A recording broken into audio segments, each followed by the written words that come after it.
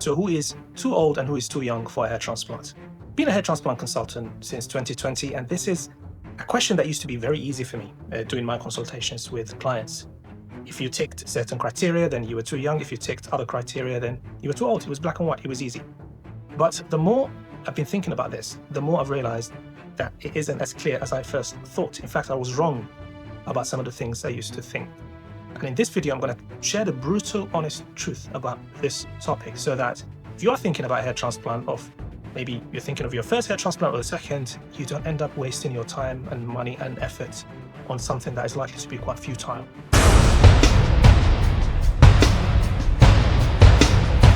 So let me take you back on how I was thinking and what method I was using to determine this question of who is too old and who is too young. It was based on, is your hair loss going to accelerate? Are you going to need a second procedure? Kind of technical stuff.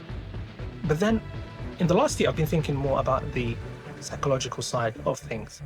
And that's when it became clear that what I was doing is not as straightforward as I thought. Let's first ask the question of, why do men want to have a hair transplant? And in my opinion, the answer is kind of to get their self-esteem back. And this is backed by some of the psychological sociology research I've been reading. To get that self-esteem back, they felt a certain way when they had hair, and they want to get those feelings back. So what were those feelings? Those feelings were they looked in the mirror and they liked what they saw. They found themselves attractive. They found themselves admired and accepted. And they want to get those feelings back. And then you have to dig one step deeper and ask the question of, admired by who? Accepted by who? And then you get to the crux of the matter. In my opinion, again, based on what I read as well in psychological literature, is admired by the opposite gender. So this kind of has reproductive connotations to it. And accepted by their peers. Things like friends, work colleagues, that kind of thing. So admiration and acceptance are the two key reasons or the two key drivers of self-esteem. Self-esteem doesn't just come out of nowhere on its own, okay? So when you answer that question, you realize when do men care about reproduction, attracting the opposite gender, getting ahead in their career, those kind of things? They care about these things in their working years, in their prime years. And the question then is, when are those prime years? So when it comes to Turkey, the hardest bit, the easy bit first, is finding the right clinic. But trust me, the hardest bit, by far the hardest bit, is getting with the best team within that clinic. Because these clinics are so big, they have multiple teams, multiple surgeons and technicians. Even if you find the right clinic, you need to get with the A team. And that's exactly what me and my team help you do. We help you find the right clinic, and more importantly, book you with the right team, with the A team of that clinic, so that we give you the best chance of getting the best results. So if that sounds like a plan, hit me up. The details are below this video. Well, it can vary, but I would say an educated average that I can apply to most men would be from the ages of, 18 to 60. Maybe some of you will disagree. 55, 60, pushing it to 65 maybe. So those are the prime years, those kind of 20 to 25 years of your 20s, 30s, and maybe most of your 40s are your prime reproductive working years.